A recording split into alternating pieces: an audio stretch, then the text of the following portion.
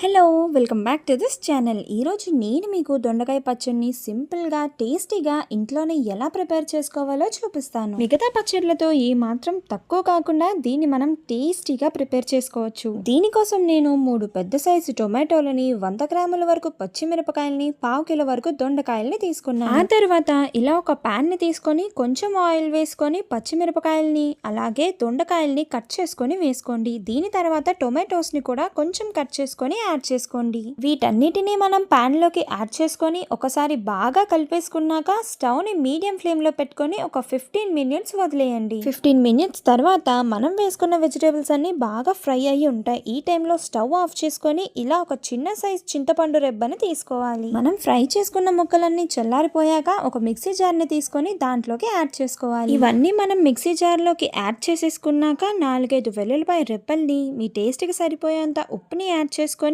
ఒక tea spoon వరకు జీలకర్రని add చేసుకోండి. ఇలా మనం ఇవన్నీ యాడ్ చేసేసుకున్నాక చక్కగా వీటిని గ్రైండ్ చేసుకోవాలి. ఇలా గ్రైండ్ చేసుకుంటే టేస్ట్ అనేది బాగుంటుంది. లేదు మీకు ఇంకా ఎక్కువ టేస్ట్ కావాలంటే రోట్లో దంచుకొని చేసుకోండి. ఇలా గ్రైండ్ చేసుకున్న పచ్చడిని నేను వేరే బౌల్లోకి ట్రాన్స్ఫర్ చేసుకుంటున్నాను. ఇప్పుడు ఈ పచ్చడిలో సన్నగా కట్ చేసి పెట్టుకున్న దొండకాయ ముక్కల్ని యాడ్ చేసుకుంటున్నాను. మీకు ఒకవేళ ఇలా పచ్చి దొండకాయ ముక్కల్ని యాడ్ చేసుకోవడం నచ్చకపోతే మీరు ఈ స్టెప్ ని స్కిప్ చేసేయచ్చు. కానీ ఇలా దొండకాయ ముక్కల్ని యాడ్ చేసుకుంటే టేస్ట్ అనేది బాగుంటుంది. ఇలా మనం పచ్చడిని రెడీ చేసేసుకున్నాక తాలింపుని వేసుకోవాలి. దానికోసం నేను ఇలా ఒక ప్యాన్ ని తీసుకొని 2-3 టేబుల్ స్పూన్ల వరకు ఆయిల్ ని యాడ్ చేసుకున్నాను. ఆయిల్ లో నేను ఎండుమిర్చిని అలాగే దంచుకున్న వెల్లుల్లిపాయ రెబ్బని వేసుకున్నాను. దీంట్లోనే తాలింపు దినుసులు అన్నిటినీ వేసుకొని బాగా ఫ్రై చేసుకోవాలి. తాలింపు దినుసులు అనేవి కొంచెం ఫ్రై అయ్యాక ఇలా కొంచెం కరివేపాకుని యాడ్ చేసుకొని పచ్చడిలోకి తాలింపుని యాడ్ చేసుకోవాలి. ఇలా మనం తాలింపుని యాడ్ చేసుకోవడం వల్ల టేస్ట్ అనేది ఇంకొంచెం పెరుగుతుంది. మీకు నచ్చితే